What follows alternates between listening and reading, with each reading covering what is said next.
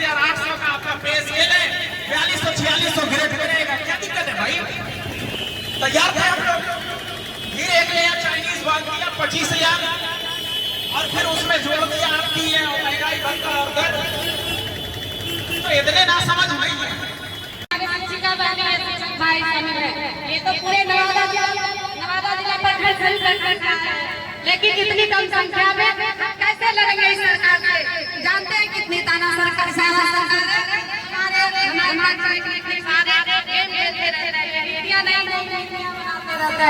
जब तक हम लोग एक नहीं मिलते हैं तब तक हम इस लड़ाई नहीं लड़ सकते। जरा समझिए, जब हम आगे बढ़ रहे हैं तो हमें लगता है कि हमें आगे, जब हम घर से बाहर निकलते हैं तो हमें इन लोगों के साथ कदम मिलाकर चलना चाहिए। हमें ये नहीं सोचना चाहिए कि हम औरतें लोग क्या कहेंगे, क्या बोलेंगे। हमें कुछ गलत नहीं कर रहे हैं, हम इन लोग का साथ दे रहे हैं और कदम से कदम मिलाने की बात कर रहे हैं। हम लोग के साथ देने के लिए आप लोग जितने भी शिकायत आते हैं आप लोग से अनुरोध है कि आप लोग संख्या बढ़ाने का कोशिश करें। आज नवादा जिला में बदल करें, हम पटना जिला में रहेंगे, कम संख्या में जाएंगे तो हम सरकार की लोगों का कैसे समझ पाएंगे, उनकी भावना को कैसे समझ पाएंगे। सरकार का चाहना है कि हम लोग अपने टूटी हुई भाषा और इस तरह से हम लोग को बांटते जा रहे हैं। जरा ये समझिए, जिस आप लोग समझ जाएंगे नीचे होगी और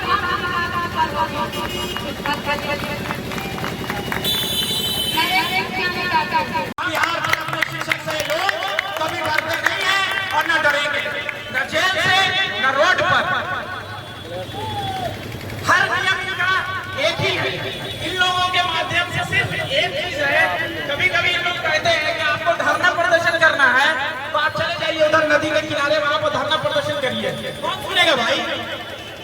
भाई हम अगर जिंदगी भर नदी के किनारे धरना प्रदर्शन करते रहेंगे कोई सुनने वाला नहीं है। जब भी धरना प्रदर्शन हुआ है, चाहे तो जान करके हुआ है और चाहे तो लड़ करके हुआ है, और पूरे भारत में ओपीएस के मामले में एक ईमान स्थापित करेंगे और सरकार अगर नहीं देती तो पूरे भारत का नेतृत्व बिहार करेगी। पूरे भारत का ओपीएस बिहार करने जा रही है। सरकार अगर नहीं देती तो विधानसभा लोकसभा में पूरी से पूरी खामियाजा भुगतना पड़ेगा। इन्हीं शब्दों के साथ जय हिंद, जय भारत। धन्यवाद एस के निराला भाई। अब हमारे बीच बहुत सारी संख्या में नारी शक्ति मौजूद है। मैं उनको अब उनके प्रतिनिधि के तौर पर वासीगंज से चलकर आए हैं। वासीगंज प्रखंड की तरफ से जिला प्रतिनिधि हैं मोहतरमा प्रियंका कुमारी जी। मैं उनसे निवेदन करूंगा, उससे पहले मैं प्रियंका जी के सम्मान में 2 लाइन कहना चाहूंगा कि ओस की बूंद सी होती है बेटियां, ओस की बूंद सी होती है बेटियां, सबको खुश रखने खुद रोती है बेटियां। हीरा अगर मोती है तो हीरा, बेटा अगर हीरा है तो मोती है बेटियां, बेटा अगर हीरा है तो मोती है बेटियां। बेटा तो नाम करता है केवल एक खानदान को, बेटा तो नाम रोशन करता है केवल एक फूल को, 2-2 फूलों की लाज आती है बेटियां। तो मैं आवाज देना चाहूंगा प्रियंका बहन आए और अपने क्रांतिकारी भाषणों से हम साथियों का हौसला अफजाई करें। प्रियंका कुमारी जी बात करेंगे।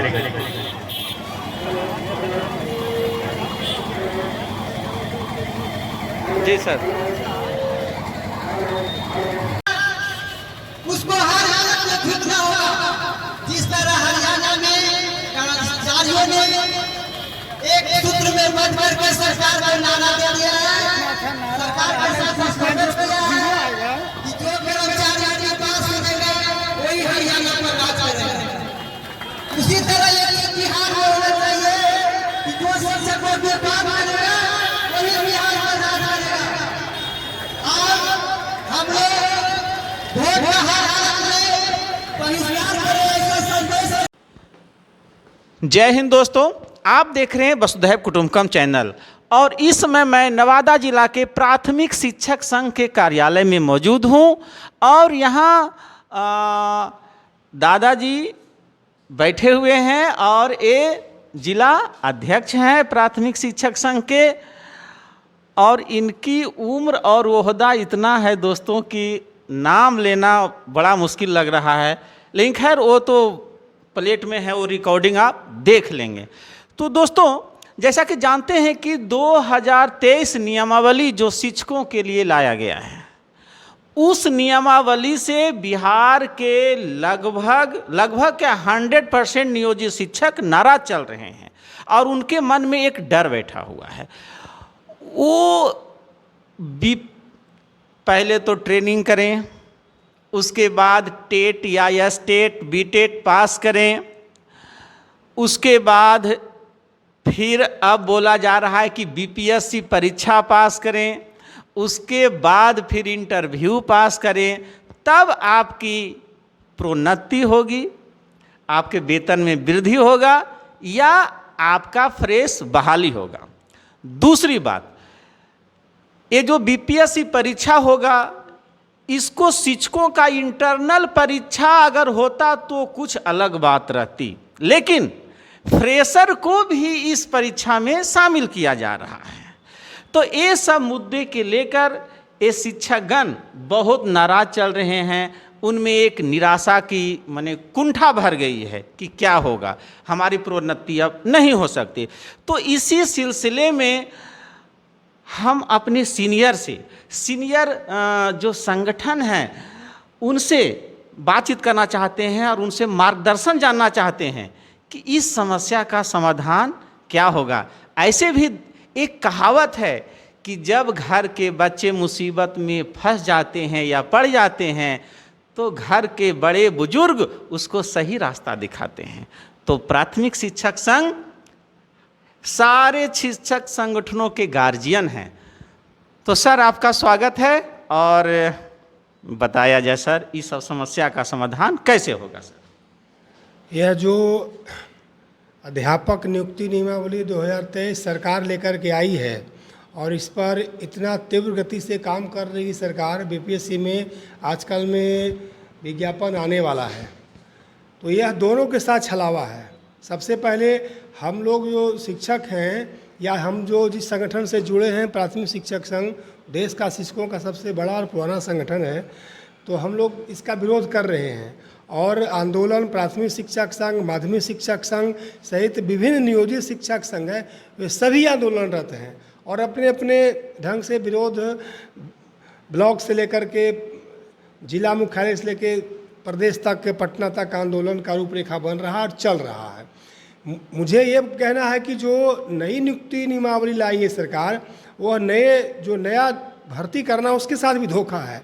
आप नियुक्ति नियमावली बनाते हैं, उससे हमें परहेज नहीं है, लेकिन जो नई बहाली करने जा रहे हैं तो शिक्षकों का जो यहाँ जो पुराना स्केल है उस स्केल में आप बहाली करें। आप एक तो उससे भाग रहे हैं, यह जो चाइनीज स्केल सरकार ला रही है यह भी नए शिक्षकों के साथ कहीं न कहीं धोखा है। ग्रेड पे 4200 होना चाहिए जो पुराने शिक्षकों का है, 9300 का स्केल होना चाहिए, 9300, 34,800 यहाँ शिक्षकों का पहले से स्केल फिक्स है। जिला कैडर का तो जिला कैडर आप बनाते, 9300 से 34,800 का आप स्केल देते, 4200 ग्रेड पे होता, तो शिक्षक को एक लगता कि हम एक सही मुकाम पर जा रहे हैं, नंबर एक। दूसरी बात है कि आप जो नियोजित शिक्षक हैं उसे भी आप इसी में आप कह रहे हो कि परीक्षा दो, परीक्षा दे करके आप राजकर्मी का दर्जा पाओ। भाई, राजकर्मी का दर्जा तो हमें यूं ही मिलनी चाहिए। अभी तक 2006 का नियमावली, 2012 का नियमावली, उसके बाद 2020 का भी नियमावली आया है, फिर जो है 2023 का नियमावली, ये 4 नियमावली है। इनके पीछे का नियमावली है, खास कर 2012 का जो नियमावली शिक्षक का भर्ती का है, जो नगर पंचायत के माध्यम से, पंचायती या संस्था के माध्यम से हुआ है, उसमें साफ वर्णित था कि 50% शिक्षकों को हम वरीयता का एक लिस्ट बना करके उससे हम प्रोन्नति से भरेंगे। सरकार उससे भी मुकर गई। अभी आज का खबर छपी हुई है कि अभी जो है अंतर जिला स्थानांतरण ये 3 वर्षों से सरकार ठग रही है। अंतर जिला स्थानांतरण से भी सरकार मुकर गई। कोई शिक्षक कटिहार में, कोई भागलपुर में, नवादा के शिक्षक के उबाल है। खास के महिला शिक्षिकाएँ वो है नवादा की, उसकी शादी हो गई भोजपुर, उसकी शादी हो गई छपरा सिवान, तो उसे कितनी परेशानी का सामना करना पड़ रहा है। सरकार ने कहा था कि हम महिला शिक्षकों को, दिव्यांग शिक्षकों को प्राथमिकता के आधार पर अंतर जिला स्थानांतरण करेंगे, लेकिन इस नियुक्ति नियमावली के चलते वह भी फंस गया। और रही बात जो शिक्षक 2006 से लेकर के 15, 16, 17 साल का सेवा दे चुके हैं, उसको आप इस नियमावली में क्या छूट दे रखे हैं? वह तो परीक्षा देने लायक भी नहीं है। अब परीक्षा में अगर बैठने लायक अगर बनता भी है तो जो 15 से 18 साल जो सर्विस कर चुका है वो बीपीएससी जो परीक्षा है उसमें क्या क्वालिफाई करेगा? यह तो अगर जो इसकी जो नीति बना रहे हैं ऑफिसर जो हैं, आईएएस हैं, आईपीएस हैं, तो क्या आईएएस जो अभी 10 साल पहले आईएएस किए हैं अगर अभी यूपीएससी की परीक्षा देते हैं तो क्या वो क्वालिफाई कर पाएंगे? ये बड़ा सवाल है। पेपर में आया था फेल कर गए। बिल्कुल पेपर में आया था, बहुत सारे फेल किए। तो यह तो दोनों के साथ छलावा है। जो नए जो भर्ती करना चाह रहे हैं उसके साथ भी धोखा है, और जो शिक्षक नियोजित शिक्षक हैं उनके साथ तो घोर अन्याय है। हम मांग करते हैं कि 2006 से बहाल जो नियोजित शिक्षक हैं उनको आप नियमित शिक्षक के भांति, हम लोग लड़ाई तो नियमित शिक्षक के साथ राज्यकर्मी का दर्जा, पुरानी पेंशन, ये सब हम लोग लड़ाई जारी है। तो आप पहले कम से कम नियोजित शिक्षक जो हैं 2006 से बहाल अब तक, उसको आप सीधे राज्यकर्मी का दर्जा दें। पुरानी पेंशन की लड़ाई हम बिहार सरकार से लेकर के केंद्र सरकार तक हम लोग लड़ रहे हैं, और नई जो नियमावलियाँ बनाए हैं तो उसके परीक्षा लेकर के फ्रेशर बहाली करें, बट उसे जो शिक्षक का जो मूल स्केल है उस स्केल में बहाल करें। सरकार कहती है कि हम चाहते हैं कि शिक्षक में और गुणवत्ता हो, इम्प्रूव करें। तो ये हम पता कैसे करेंगे? हम एक परीक्षा के माध्यम से ही करेंगे। और अगर शिक्षक की परीक्षा देने से डरेंगे तो बच्चे क्या सोचेंगे? और अगर वो उस लायक रहेंगे तो हम उस लायक वेतन भी उनको देंगे। ये सरकार का लगभग यही कथन है। ये सरकार का कथन है, लेकिन जो वेतन का स्ट्रक्चर बना हुआ है इससे तो साफ लग रहा है कि आप अच्छा स्केल नहीं देने जा रहे हो। जो स्ट्रक्चर आपने बना, मैं तो कह रहा हूँ, वही बात कर रहा हूँ कि जो शिक्षकों का जो वेतन है 9300 से 34,800 का शिक्षकों का पहले से फिक्स वेतन है। मैट्रिक का स्केल है, 4200 ग्रेड पे मिल रहा है। आप भर्ती करें ना, और भर्ती करने से रोक कौन रहा है? अच्छा शिक्षक, गुणवत्तापूर्ण शिक्षक आप दें। हम का ये तो क्या इसका मतलब है कि अभी तक जो शिक्षक आप बहाल के हो गुणवत्ता उनमें नहीं है। और जब गुणवत्ता उन शिक्षकों में नहीं 2006 से, तो कहीं न कहीं आप जो है बिहार के बच्चों के साथ नाइंसाफ़ी कर रहे हैं, धोखा कर रहे हैं। तो 4 लाख शिक्षक आपने, अगर सरकार के हिसाब से 4 लाख शिक्षक नाकाबिल हैं तो इसके दोषी कौन है? इसमें सिस्टम दोषी है। आपने क्यों 4 लाख शिक्षकों को भर्ती किया? इसमें भी आप 2012 में टेट करके, टेट बी, टेट ए टेट किया है। ए टेट करने के बाद 2019 से जिसको सीधी भर्ती के आंदोलनरत है शिक्षक, 19 का जो ए टेट पास है वो भर्ती के मुहाने पर खड़ा है, और उसको आप परीक्षा में झोंक रहे हो। वो तो टेट क्वालिफाई किए हुए हैं, उस पर आप संदेह जो सरकार कर रही है तो बेकार है संदेह करना। उसको तो सीधी भर्ती करनी है, उसको भर्ती करने रही हो, उसको डाइवर्ट कर रहे हो, उल्टी दिशा में घुमा रहे हो। अब सारे शिक्षक संगठन को क्या करना चाहिए सर? थोड़ा सा इसकी जानकारी दिया जाए। शिक्षक संगठनों में जो के पुराने संगठन हैं, प्राथमिक शिक्षक के माध्यमिक शिक्षक संघ, इन दोनों में वार्ता का दौर चल रहा है कि हमें बड़ा आंदोलन करना पड़ेगा और एक मंच पर आना है। इसके अलावा और भी जो कई संगठन शिक्षकों का है, उन सबों से भी एक संघर्ष मोर्चा बना हुआ, अभी भी शिक्षक संघर्ष मोर्चा नाम करके एक बना है। उसमें कई संगठन के लोग 1-2 राउंड की बैठक कर चुके हैं और उसके लोग प्रयासरत हैं, और हम उम्मीद करते हैं कि सारे शिक्षक जो है एक फ्रंट पर आ जाएंगे और ये एक बड़ा आंदोलन होगा बिहार के अंदर, और बिहार सरकार को बैकफुट पर आना ही पड़ेगा। जो नियोजित शिक्षक हैं उनको राज्यकर्मी का दर्जा उन्हें देना ही होगा। बाकी नई भर्ती ऐसे करना करे उससे हम लोग कोई मतलब नहीं। अभी वर्तमान में देखा जा रहा है सर कि जैसे 2 शिक्षक संगठन जो सीनियर हैं, पुराने हैं, और इनकी एक पहचान है पूरे भारत में। बहुत सारे और भी शिक्षक संगठन है जो अलग अलग कार्यक्रम कर रहे हैं। तो जैसा कि बोले एक मंच पे आना चाहिए। 1 जून से गर्मी की छुट्टी हो रही है, तो फिर कैसे एक मंच पे आएंगे? फिर तो अलग अलग सब कर रहे हैं, तो शिक्षकों की ताकत में कमी आएगी सर। तो इस पर थोड़ा सा विचार व्यक्त किया जाए। ये बात सच कहना आपका है, अलग अलग हैं, लेकिन एक बताया, अभी हमने बताया कि एक शिक्षक संघर्ष मोर्चा बना है, उसकी 2-3 राउंड की बैठक हुई है। उसमें प्राथमिक शिक्षक संघ, माध्यमिक शिक्षक संघ को आमंत्रित अगर किया जाएगा तो उसमें शिरकत करेगा संगठन, और प्रयास होगा कि मिलजुल करके एक बड़ा आंदोलन किया जाए। 1 जून से स्कूल बंद भी हो जाएगा, तो उससे आंदोलन में कोई फ़र्क नहीं पड़ेगा। आंदोलन तो जब जो तय हो जाएगा, शिक्षक घर पर ही रहेंगे। कुछ शिक्षक जहाँ तहाँ घूमने टहलने के लिए जाते हैं अपना, लेकिन आंदोलन का जो स्वरूप है वो चलता रहेगा। और अभी सरकार की ओर से अगस्त में घोषित परीक्षा है, तो जून से जुलाई तक, अगस्त के पहले बड़ा आंदोलन होगा, और जिला स्तर पर तो चल ही रहा है। सर, यह मामला कानूनी प्रक्रिया के दौर से गुजर रहा है सर, माने कोर्ट में भी यह मामला चल रहा है, तो कानून का क्या मने मंतव्य है? क्या कानूनी पहलू तो अलग विषय है, उस पर हम लोग टिकट नहीं कर, लेकिन 10 याचिकाएं हमारी तक जहाँ तक जानकारी है, तो माननीय उच्च न्यायालय पटना में अभी तक 10 याचिकाएं इसके खिलाफ दायर हो चुकी हैं, और अभी कोर्ट भी समर वेकेशन 29 जून तक के बंद है। तो हम समझते हैं कि कोर्ट जब खुलेगा जुलाई में, तो इसकी लिस्टिंग होगी, इस केस की सुनवाई होगी। तो बिहार की परिस्थिति को देख करके, और जो ये जो खास करके नियोजित शिक्षक को राजकर्मी बनाने के लिए, परीक्षा में बैठाने के लिए बाध्य कर रहे हो, हमें लगता है कि पटना हाई कोर्ट से भी कुछ ना कुछ राहत जरूर मिलेगी। सर, मोस्ट सीनियर शिक्षक संगठन होने के नाते हमारा एक निजी विचार है कि गर्मी के छुट्टी से पहले एक सामूहिक बैठक बुलाया जाए, जिसमें छोटे बड़े सब संगठन मौजूद रहें और अपने गार्जियन स्वरूप हकीन, मुसीबत में अपने ही काम देतीन, तो पहल हो तो बढ़िया रहे सर। प्रयास करेंगे, इसके लिए प्रयास करेंगे। जी। 27 को हम लोग का पूरे बिहार में धरना है जिला मुख्यालय पर, अभी उसमें हम लोग लगे हुए हैं। 27 शनिवार को धरना सफल करने के बाद 2-3 दिन समय बचेगा गर्मी छुट्टी के बाद, तो केवल हम लोग प्रयास करेंगे एक मंच पर। हम लोग पहले बैठे हुए, ऐसा नहीं कि बैठे हुए हैं, इसके पहले जो आंदोलन चला है वो संघर्ष समन्वय समिति बन करके चला है, और जिला में हमारे 15-16 की बात है। नहीं 2020 में, जो कोरोना के पहले, कोरोना के पहले जो हड़ताल चला 18 जुलाई 2020 को, एक बहुत बड़ा प्रदर्शन पटना में हुआ था। उसमें सभी 24 शिक्षक संगठन भाग लिया था, बड़ा आंदोलन हुआ था। उसके बाद 5 सितंबर को भी हुआ था, पटना में धरना प्रदर्शन हुआ था।